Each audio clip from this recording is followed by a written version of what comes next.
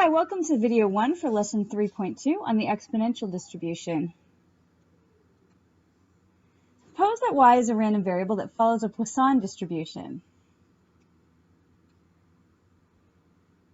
We use the parameter lambda to be the mean number of events per unit of time or space. And y, remember, was the number of events that occur in a single unit of time or space. And the probability mass function, f of y, was equal to lambda to the y times e to the minus lambda divided by y factorial for the non-negative integers, 0, 1, 2, and so on. What if instead of the number of events occurring in a unit of time, we're interested in the time until an event occurs? If we let x equal the time until the first event occurs in this Poisson process, we know that that time has to be greater than or equal to 0. If we call the mean time until an event occurs, mu, the expected value of x, we give that the notation theta.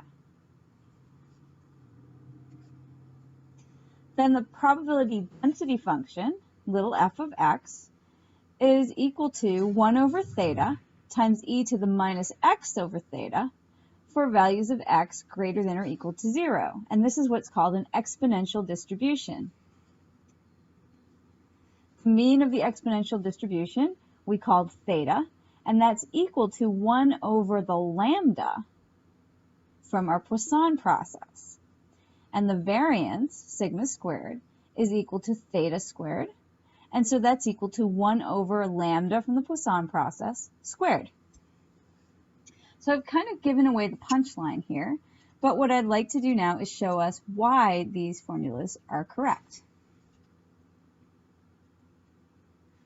So remember, y is our Poisson random variable with parameter lambda. X is the waiting time till the first event occurs. So the cumulative distribution function, big F of x, is the probability that the waiting time is less than or equal to x. And it's going to be 1 minus the probability that no events occur in the interval from 0 to x. If we treat x as the unit interval in our Poisson process, then the mean number of events that occur per unit interval is going to be lambda times x. So our cumulative distribution function, big F of x, is actually equal to 1 minus lambda x raised to the 0 power e to the minus lambda x over 0 factorial using our Poisson PMF. And we can simplify this to show that big F of x is equal to 1 minus e to the minus lambda x for values of x that are greater than or equal to 0. And it's going to be 0 otherwise when x is less than 0. Now to find the probability distribution function, our PDF, little f of x, we can take the first derivative of our cumulative distribution function. And when we do this, we get that our PDF is lambda e to the minus lambda x. Now if we let theta equal 1 over lambda, we can rewrite this in terms of the parameter lambda as 1 over theta e to the minus x over theta for x greater than or equal to 0. And that was our probability density function for our exponential that we saw earlier. Before I finish the video, I'd like to work through an example. So during the dinner hour, orders are received at a pizza shop according to a Poisson process on the average of 3 calls every 5 minutes. So let x be the waiting time until the first order is placed. We want to know what is the PDF of x, what are the mean and variance of x, and then what is the probability that the first call will be received in less than 90 seconds. So here I know that x follows an exponential distribution because it's the waiting time until the first event in a Poisson process.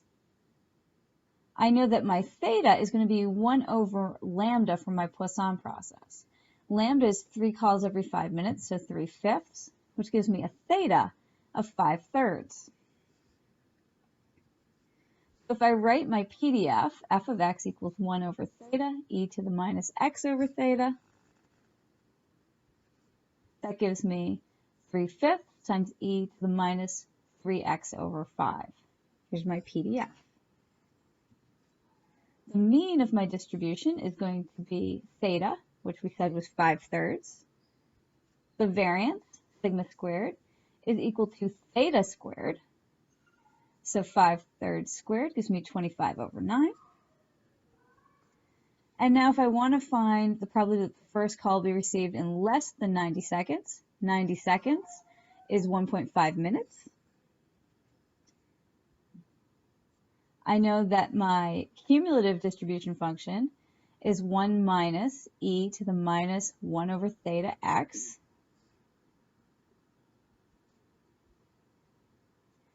I plug in my value for 1 over theta and my value x of 1.5, and this gives me my answer, 0.5934.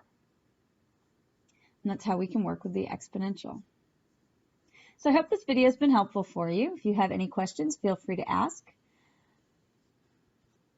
Coming in our next video, we'll be looking at the distribution of the time until the nth event occurs instead of the first event, any nth event. And this is going to follow what's called a gamma distribution, and that's what we'll see in our next video. Thanks, have a good day.